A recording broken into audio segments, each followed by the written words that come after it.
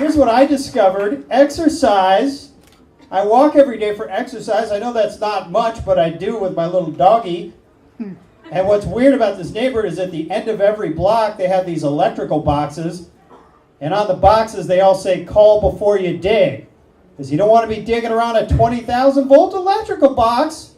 But I got kind of bored by those stickers, so what I did on my walk today is I took a pen with me, and I put a comma on each one of them stickers, so now they all say, call before you dig. Right? Gives it a nice 70s blaxploitation touch.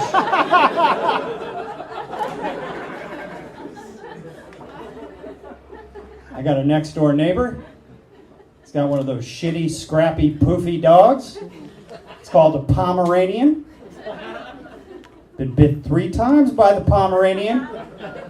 I am convinced that if you shaved a Pomeranian, you would find an angry cat pulling levers.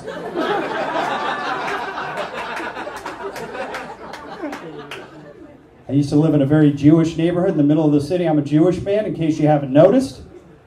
And my neighbors were Orthodox Jews. They would invite me to the high holidays for dinner, Yom Kippur, for Shabbat, very nice. And it got really awkward one time because I was seated next to a Holocaust survivor. And here's the weirdest part of the story. I'd gone bar hopping the night before, and some girl had written her phone number on my arm. Oh yeah, let it sink in. He got very upset at me, and I could not calm him down, even though I tried to reassure him that Auschwitz is not in the 323 area code.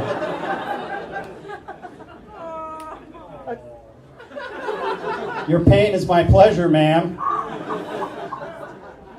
Like I said, I'm a Jewish man. I go to a lot of my friends' kids' bar mitzvahs. Yeah, I'm of that age.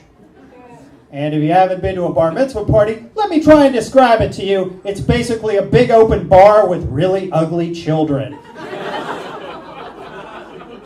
Namely 13-year-old boys, or as I like to call them, dicks with bad posture. So me and my buddies, we were throwing down some beers, making fun of these kids trying to dance, trying to pick up kids, trying to eat with a knife and fork. That's the best thing of all. Then one of my friends had to spoil the party. He's like, hey, remember what we were like at 13? And then it got sad. Because here's what I was like at 13 years old. I was 30 pounds overweight. I had Coke bottle glasses, lenses so thick they used to pop out when the sun got hot. And for some reason, I had a fetish for purple Adidas velour tracksuits. I looked like a tiny Armenian gangster. You're awesome when you go to the Harlem Globetrotters game for your 13th birthday, and the Washington Generals stop the game to make fun of you. Just to put that into perspective, it's the Washington Generals' job to lose every game to the Harlem Globetrotters. Let's put this in further perspective. A Washington Generals team emblem is a Washington General being dunked on by a Harlem Globetrotter. You guys like crazy Christians? I love crazy Christians, right? Big fan of the Westboro Baptist Church.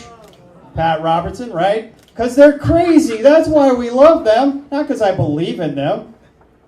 I like it because every time something horrible happens in the world, like a natural disaster, they, of course, blame the gays, right? That tornado was caused God's curse for the homosexual's behavior, right? And that's fucking crazy, right? Because I don't know a whole lot about science, but I do know this. 2 men in a loving, consensual relationship cannot cause an earthquake in Mexico City. They can, however, cause an awesome vacation in Mexico City. You could put 2 gay men in the desert, they would find tequila and poppers.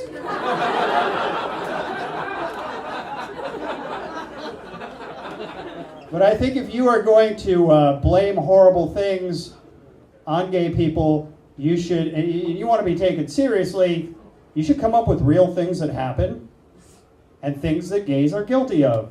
Like going into shitty neighborhoods, making them beautiful, and indirectly causing the rents to go up.